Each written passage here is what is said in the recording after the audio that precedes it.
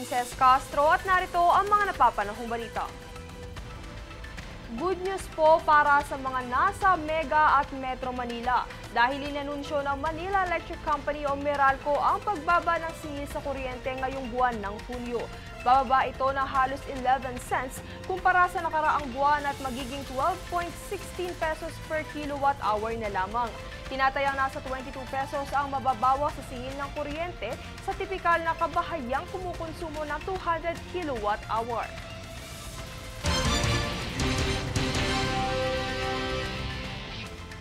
Nagpahayag ng pagkabahala ang Kongreso sa desisyong ibalik ng Senado ang mga articles of impeachment laban kay Vice President Sara Duterte.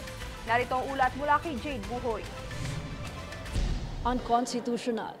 Ito ang naging pananaw ng karamihan matapos ibalik sa Kongreso ng Senado ang articles of impeachment laban kay Vice President Sara Duterte. Nagpahayag si Representative Gabriel Bordado na isa umanong insulto ang hakbang ng Senado. Aniya, imbes na ibalik ang kaso, dapat ay humingi na lamang ng paglilinaw ang impeachment court. If they had some doubts at that stage, they could just send some clarificatory communications to the House of Representatives. Giit pa ni Bordado, tila minamaliit ng Senado ang Kongreso sa kabila ng pagiging pantay nito sa pamamahala. At huwag nang i-remand yung case. Nakaka-insulto yung ginawa nila .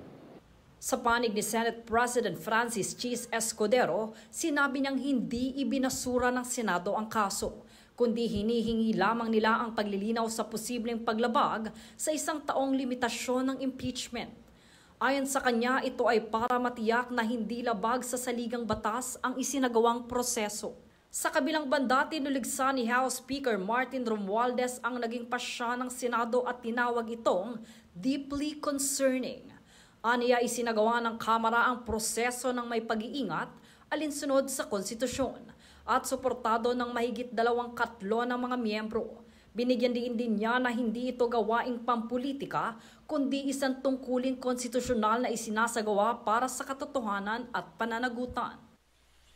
The decision of the Senate, sitting as an impeachment court, to return the articles of impeachment is deeply concerning.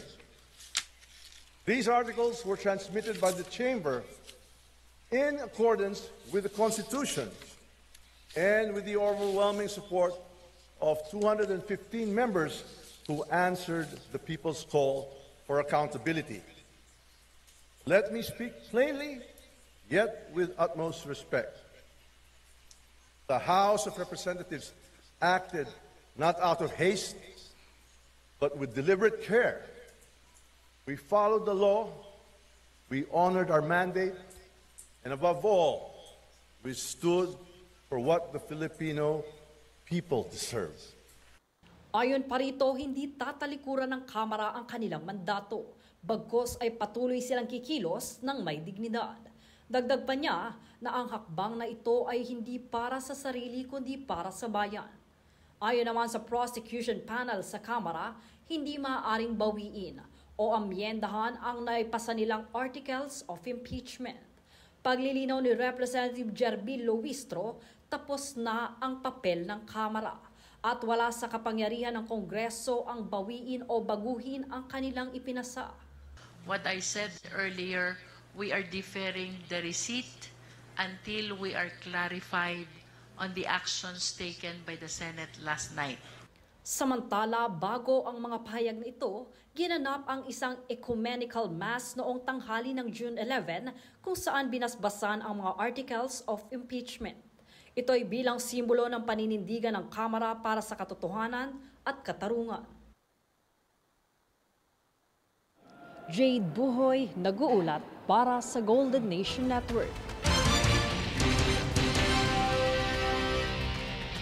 Ayon naman sa Department of Labor and Employment o DOLE, ang mga empleyado sa ilalim ng mga pribadong sektor na hindi makapagtatrabaho sa araw ng kalayaan ay siyang makakatanggap pa rin ng 100% ng kanilang salary sa loob ng isang araw. Samantala, ang mga pumasok naman sa trabaho ngayong regular holiday ay makatatanggap ng 200% ng kanilang sweldo sa nasabing araw. Isinaad ng DOLE na nakaayon ito sa batas na nakapaloob sa Labor Advisory No. 08 Series of 2025 na nilagdaan ni Labor Secretary Bienvenido Laguesma.